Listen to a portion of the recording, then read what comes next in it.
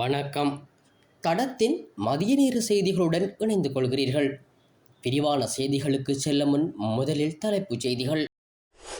தங்க விலையில் தொடர் மாற்றம், இன்றைய நிலவரம். வாகன இறக்குமதியில் கிடைத்த வருமானம், அரசாங்க தரப்பு வெளியிட்டுள்ள தகவல். கண்டியில் போலி நாணயத்தாள்களுடன் கைது, அச்சிடும் கருவிகள் பறிமுதல். வீதியில் நடந்து சென்ற இளம் தாயை மோதிய எரிபொருள் பவுசர், உடல் நசுங்கி சம்பவ இடத்திலேயே சாவு. இந்த ஆண்டு தொடக்கத்தில் இறக்குமதிகள் மீண்டும் தொடங்கியதிலிருந்து வாகன இறக்குமதி மாத்திரம் ரூபாய் 165 பில்லியன் வருவாயை ஈட்டியுள்ளதாக இலங்கை சுங்கத் திணைக்களம் தெரிவித்துள்ளது. கொழும்பில் நடைபெற்ற ஊடக சந்திப்பில் பேசிய சுங்க மேலதிக பணிப்பாளர் சீவலி அருங்கொட, இந்த ஆண்டு வருவாய் இலக்கான ரூபாய் 2115 பில்லியனை தாண்டி செல்லும் பாதையில் திணைக்களம் இருப்பதாக குறிப்பிட்டுள்ளார். 2024ஆம் ஆண்டில் எங்கள் இலக்கு ரூபாய் 1533 பில்லியனாக இருந்தது. அதனை ரூபாய் 1535 பில்லியனுடன் முடித்தோம். இந்த ஆண்டு ஜூன் நடுப்பகுதியில் நாங்கள் ஏற்கனவே ரூபாய் 900 பில்லியனுக்கும் அதிகமான வருவாயை ஈட்டியுள்ளோம் என்று அவர் கூறியுள்ளார். இதன்படி அரசாங்கம் பிப்ரவரி 1, 2025 முதல் மோட்டார் வாகன இறக்குமதியை அனுமதித்ததிலிருந்து சுமார் 14,000 வாகனங்கள் கொண்டுவரப்பட்டு ரூபாய் 165 பில்லியன் வருவாய் ஈட்டியதாக அருங்கொட சுட்டிக்காட்டியுள்ளார்.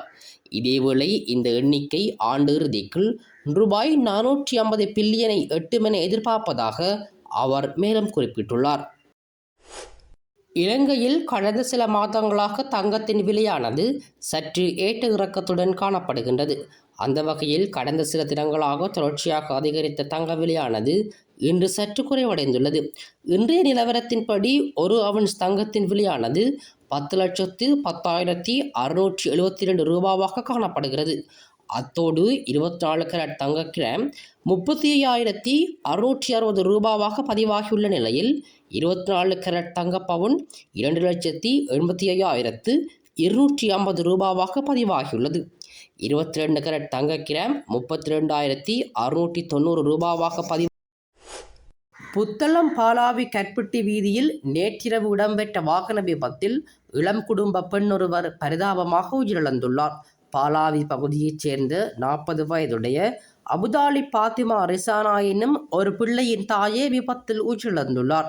இந்த சம்பவம் பற்றி மேலும் தெரிய வருவதாவது, பாலாவியூடாக கற்பட்டி நோக்கி சென்று கொண்டிருந்த எரிபொருள் பவுசர் ஒன்று வீதியில் நடந்து சென்று கொண்டிருந்த குறித்த பெண் மீது மோதியுள்ளது. விபத்தில் குறித்த பெண் வீதியில் இழுத்துச் செல்லப்பட்டுள்ளதுடன் சம்பவ இடத்திலேயே உடல் நசுங்கி உயிரிழந்துள்ளார்.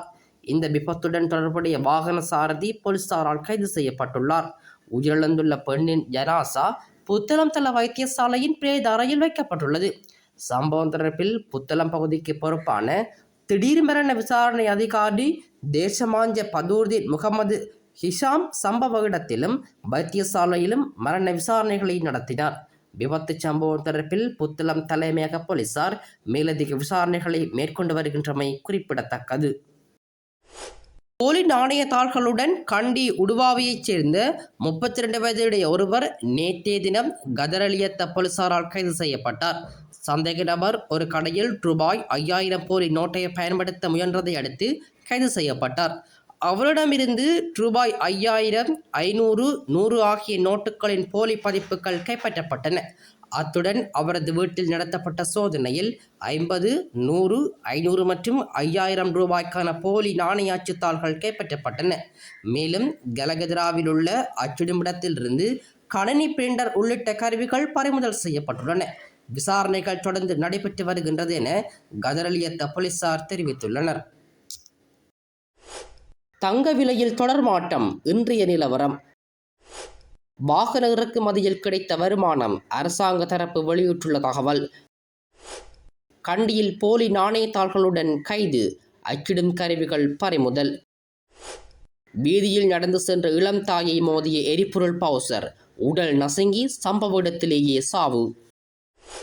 இது போன்ற செய்திகளை தெரிந்து கொள்ள தடம் நியூஸ் சேனலை சப்ஸ்கிரைப் செய்து அருகில் உள்ள பெல் பட்டனை கிளிக் செய்யுங்கள். மேலும் இது போன்ற செய்திகளை உடனுக்குடன் தெரிந்து கொள்ள தடம் FM.com என்ற இணையதளத்தின் வாயிலாகவும் எங்களுடன் இணைந்து கொள்ளுங்கள்.